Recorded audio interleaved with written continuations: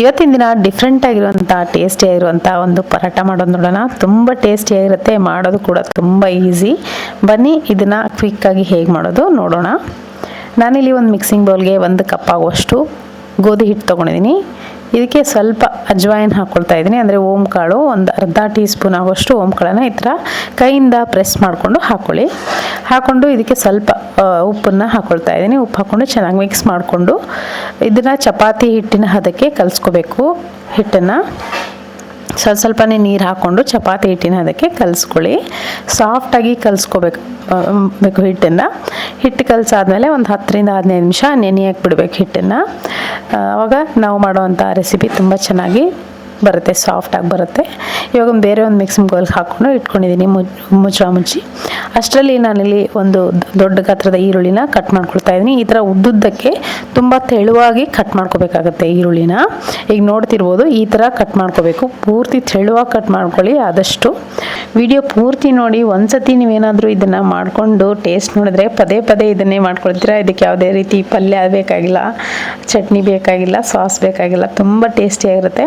ಇವಾಗ ನೋಡಿ ಈ ಥರ ಕಟ್ ಮಾಡ್ಕೊಂಡಿದ್ದೀನಿ. ಇದನ್ನೇ ಒಂದು ಬೌಲ್ಗೆ ಟ್ರಾನ್ಸ್ಫರ್ ಮಾಡಿಕೊಂಡು 1 ಸ್ಪೂನ್ ಆಗೋಷ್ಟು ಅಚ್ಕಾರದ ಪುಡಿ ಹಾಕ್ಕೊಳ್ತಾ ಇದ್ದೀನಿ ಇದಕ್ಕೇ.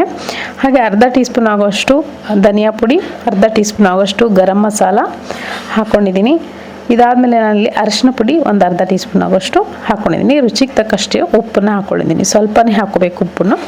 ಹಾಗೆ ಇಲ್ಲಿ ಚಾಟ್ ಮಸಾಲ ಹಾಕ್ಕೊಂಡಿದ್ದೀನಿ ಒಂದು ಅರ್ಧ ಟೀ ಸ್ಪೂನ್ ಆಗೋಷ್ಟು. ಇದ್ರ ಜೊತೆಗೆ ಸಣ್ಣ ಚಿರೋಟಿ ರವೆ ಅಂತ ಸಿಗುತ್ತಲ್ಲ, ಸಣ್ಣ ರವೆ, ಅದನ್ನು ಹಾಕ್ಕೊಂಡಿದ್ದೀನಿ 1 ಸ್ಪೂನ್ ಆಗೋಷ್ಟು.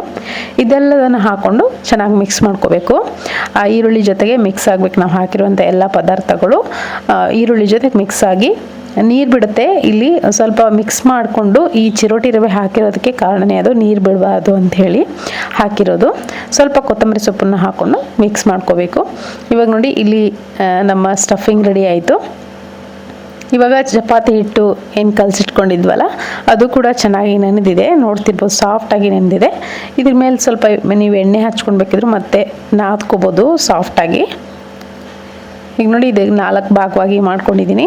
ಇವಾಗ ಇದನ್ನು ನಾನಿಲ್ಲಿ ಒಂದು ಚಿಕ್ಕ ಚಪಾತಿ ಆಕಾರಕ್ಕೆ ಅಥವಾ ರೋಟಿ ಆಕಾರಕ್ಕೆ ಲಟ್ಟಿಸ್ಕೊತೀನಿ. ಸ್ವಲ್ಪ ಹಿಟ್ಟನ್ನು ಜಾಸ್ತಿ ಹಿಡ್ಕೊಂಡು ಸ್ವಲ್ಪ ದಪ್ಪವಾಗಿ ಲಟ್ಟಿಸ್ಕೋಬೇಕು, ತೆಳುವಾಗಿ ಲಟ್ಟಿಸೋ ಹಾಗಿಲ್ಲ. ಇಲ್ಲಿ ತೆಳುವಾಗಿ ಲಟ್ಟಿಸಿದ್ರೆ ಕಟ್ಟಾಗಿ ಹೋಗ್ಬಿಡುತ್ತೆ, ಹಾಗಾಗಿ ಸ್ವಲ್ಪ ದಪ್ಪನೇ ಲಟ್ಟಿಸ್ಬೇಕು ಇದನ್ನು. ಈಗ ನೋಡ್ತಿರ್ಬೋದು ನೀವು, ನಾನಿಲ್ಲಿ ಇಷ್ಟು ದಪ್ಪಕ್ಕೆ ಲಟ್ಟಿಸ್ಕೊಂಡಿದ್ದೀನಿ. ಮೇಲ್ಗಡೆ ಸ್ವಲ್ಪ ಎಣ್ಣೆ ಅಥವಾ ತುಪ್ಪ ಗ್ರೀಸ್ ಮಾಡ್ಕೊಳ್ತಾ ಇದ್ದೀನಿ, ನೋಡ್ತಿರ್ಬೋದು.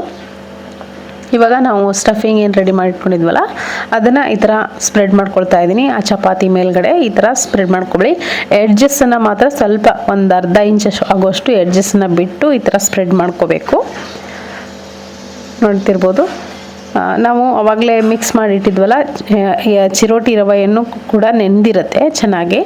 ಇವಾಗ ನೋಡಿ ಈ ಥರ ಫ್ಲ್ಯಾಟಾಗಿ ಫೋಲ್ಡ್ ಮಾಡ್ಕೋಬೇಕು, ನೋಡ್ತಿರ್ಬೋದು. ಇವಾಗ ನಾನು ಯಾವ ರೀತಿ ಫೋಲ್ಡ್ ಮಾಡ್ತಿದ್ದೀನಿ ಆ ಥರ ಫ್ಲ್ಯಾಟಾಗಿ ಫೋಲ್ಡ್ ಮಾಡ್ಕೋಬೇಕು. ಫೋಲ್ಡ್ ಮಾಡಿಕೊಂಡು ನಡುವಿನ ಭಾಗದಲ್ಲಿ ಕಟ್ ಮಾಡ್ಕೋಬೇಕು, 2 ಭಾಗವಾಗಿ ಕಟ್ ಮಾಡಿಕೊಂಡು ಇದನ್ನು ಈ ಥರ ನೋಡಿ ರೋಲ್ ಮಾಡ್ಕೋಬೇಕು. ಎರಡೂ ಕೂಡ ರೋಲ್ ಮಾಡ್ಕೋಬೇಕು. ನಾನಿಲ್ಲಿ 2 ಚಪಾತಿ ಆಗುವಷ್ಟು ಹಿಟ್ಟನ್ನು ತೊಗೊಂಡಿದ್ದೀನಿ. ಅದಕ್ಕೆ ಇವಾಗ ನೋಡಿ ಒಂದೊಂದು ಚಪಾತಿ ಸಪ್ರೇಟಾಗಿ ಮಾಡ್ಬೋದು ನೋಡಿ ಪರಾಟನ. ಈ ಥರನೇ ರೋಲ್ ಮಾಡ್ಕೋಬೇಕಾಗತ್ತೆ.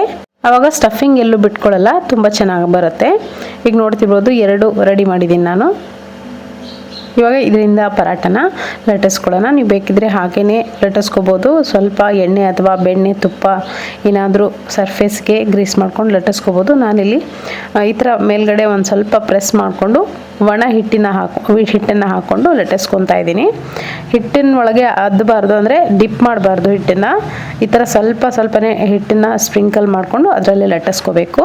ಸ್ವಲ್ಪ ದಪ್ಪವಾಗಿ ಲಟ್ಟಿಸ್ಬೇಕು. ಪರಾಟ ಯಾವ ಥರ ಲಟ್ಟಿಸ್ಕೊತೀವೋ ಅದೇ ಥರ. ಇವಾಗ ನೋಡಿ ಇದು ರೆಡಿಯಾಗಿದೆ. ಇದನ್ನು ನಾನಿಲ್ಲಿ ತವೆ ಕಾಯಕ್ಕಿಟ್ಟಿದ್ದೆ. ಸ್ವಲ್ಪ ತವೆಗೆ ಎಣ್ಣೆ ಗ್ರೀಸ್ ಮಾಡ್ಕೊಳ್ತಾ ಇದ್ದೀನಿ ಅಥವಾ ತುಪ್ಪ ಗ್ರೀಸ್ ಮಾಡ್ಕೊಳ್ಳಿ. ಮಾಡಿರುವಂಥ ಪರಾಟನ ಹಾಕ್ಕೊಂಡು 2 ಕಡೆ ಚೆನ್ನಾಗಿ ಬೇಯಿಸ್ಕೋಬೇಕು. ಒಂದು ಕಡೆ ಕ್ಲೀನಾಗಿ ಬೇಯೋವರೆಗೂ ಮತ್ತೆ ತಿರುಗಿಸ್ಬಾರ್ದು ಬೇರೆ ಕಡೆ. ಇದಕ್ಕೆ ಸ್ವಲ್ಪ ಆಯಿಲ್ ಜಾಸ್ತಿ ಹಿಡಿಯುತ್ತೆ.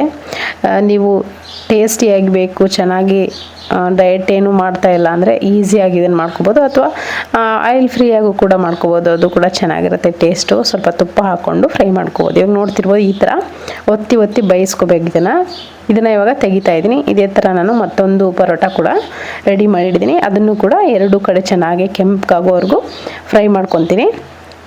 ತುಂಬ ಟೇಸ್ಟಿಯಾಗಿರುತ್ತೆ. ಖಂಡಿತವಾಗ್ಲೂ ಇದನ್ನು ನೋಡಾದ್ಮೇಲೆ ನೀವು ಕೂಡ ಮನೇಲಿ ಮಾಡ್ಕೊಳ್ಳಿ.